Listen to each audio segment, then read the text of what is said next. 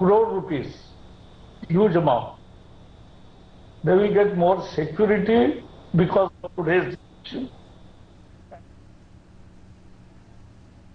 वहीं बैठक के बारे में जानकारी देते हुए केंद्रीय मंत्री गिरिराज सिंह ने कहा कि डेयरी और मीट प्रोसेसिंग सेक्टर के साथ पशु चारा उत्पादन के क्षेत्र में निजी निवेश को प्रोत्साहित करने के लिए सरकार ने कल 15,000 करोड़ रुपए के अवसंरचना विकास निधि को मंजूरी दे दी है।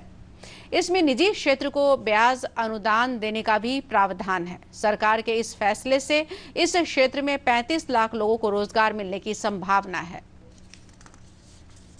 आने वाले दिनों में भारत सरकार 600 मोदी जी के नेतृत्व में 605 जिले को हम ब्रीड इंप्रूवमेंट में रखा है। प्रत्येक जिले में 300 गांव, तो हमारा दूध का रफ्तार भी बढ़ेगा।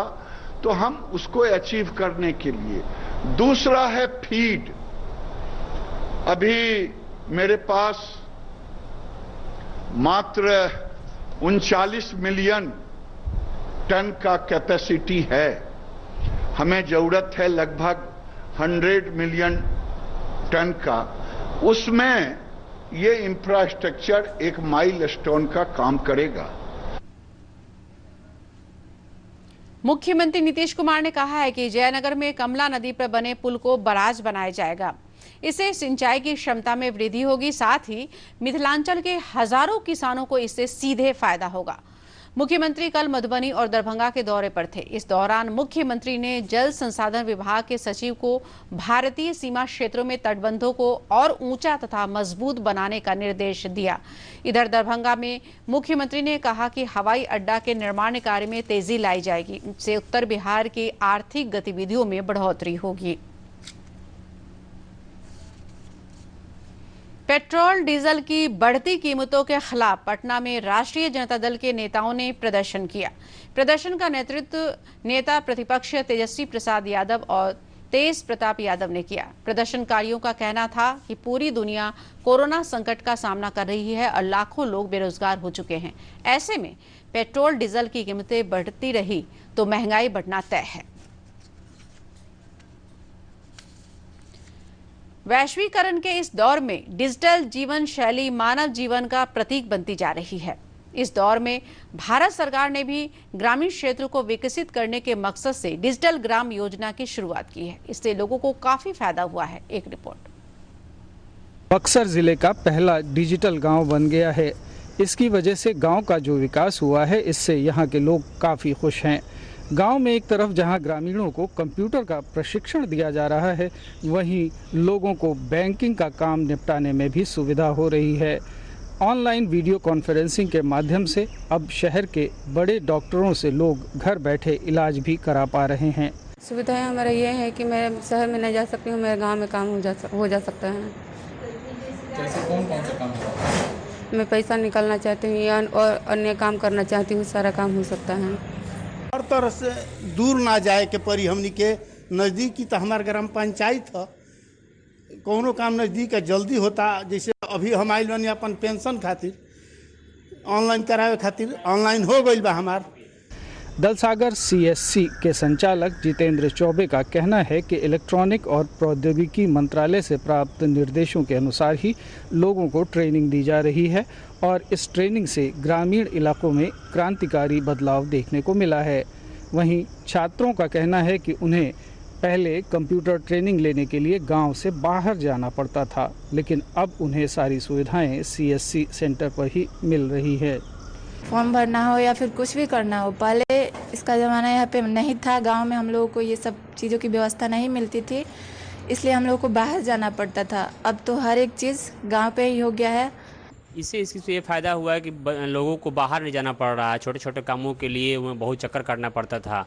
अब उनको बैंकिंग सेवा, शिक्षा, स्वास्थ्य, ऐसे तमाम ज़रूरतें की चीज़ें यहीं मिल जा रही हैं।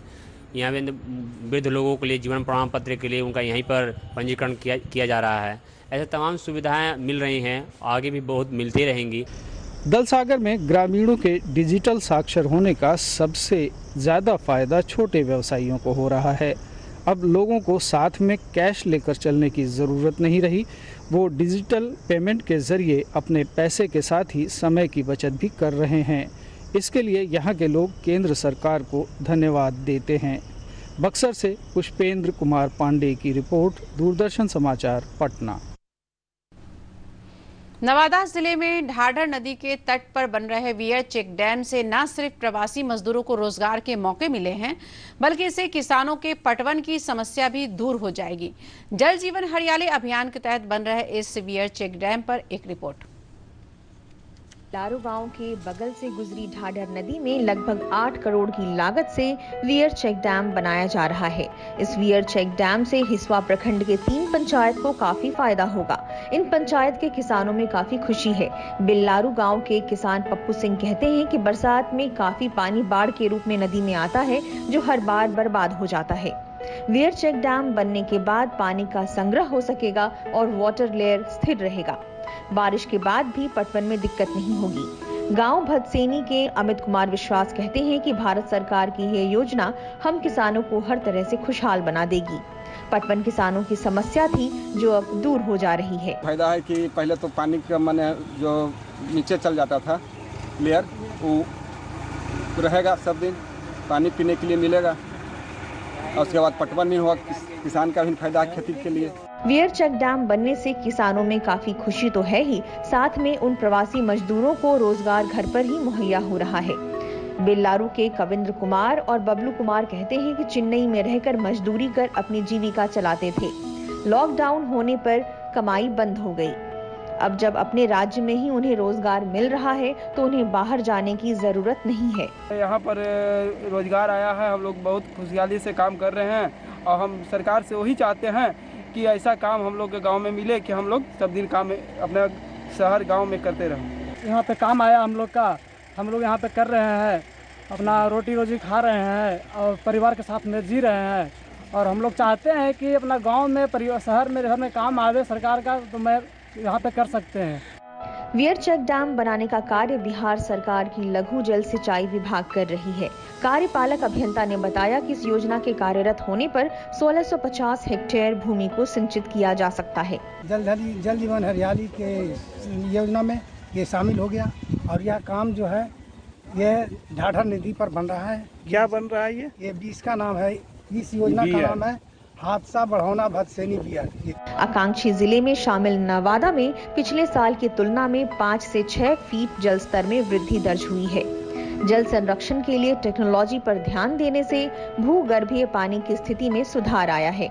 नवादा में कई सूक्ष्म सिंचाई परियोजनाएं, कुएं समेत वर्षा जल संचयन संरचना है, जिससे भूजल स्तर में सुधार देखने को मिल रहा है।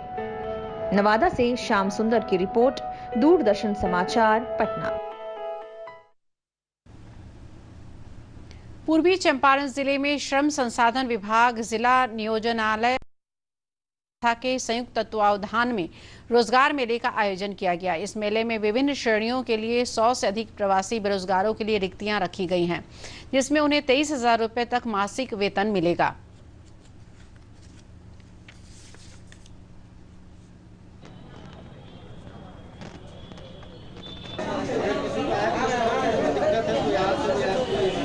जी, मैं रीभा कुमारी हूँ, सरोतर पुराना घर हुआ मेरा। हमें मालूम हुआ था कि मोतिहारी नगर भवन में रोजगार मेला लगा हुआ है, इसलिए हम लोग यहाँ पे आए हैं, अपना आवेदन दिए हैं। अगर हमें सिलेक्शन हो जाती है, जॉब मिल जाती है, तो हम लोग घर बैठे अपना रोजगार करेंगे। इस समाचार बुलेटिन का सजीव प्रसारण YouTube चैनल पर भी किया जा रहा है। इसे आप अपने मोबाइल पर भी देख सकते हैं। इसके लिए लॉग ऑन कीजिए DD न्यूज़। इसके अलावा आप हमारे Twitter handle @DD news Bihar पर भी नवीनतम समाचार देख सकते हैं।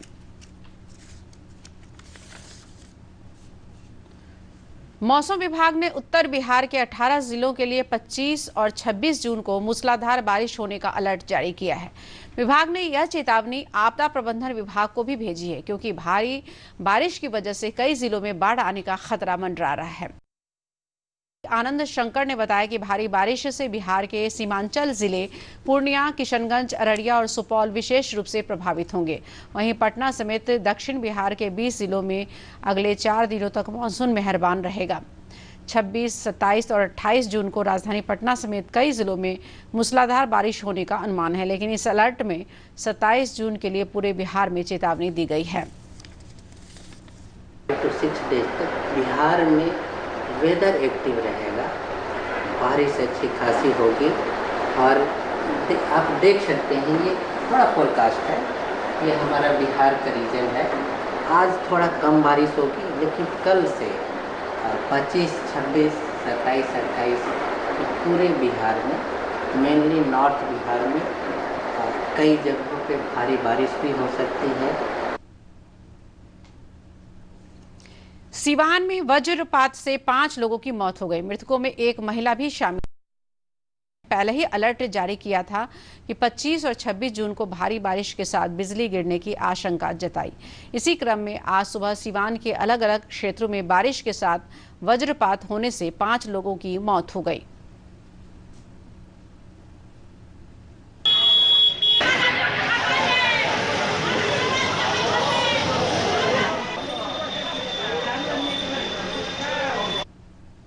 अंत में बुलेटिन के मुख्य समाचार एक बार फिर।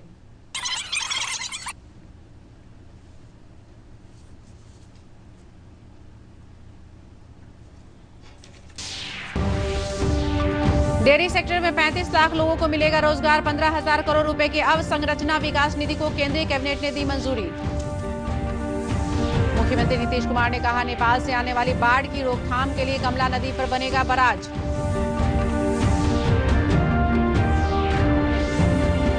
पेट्रोल डीजल की बढ़ती कीमतों के खिलाफ राजद ने किया प्रदर्शन।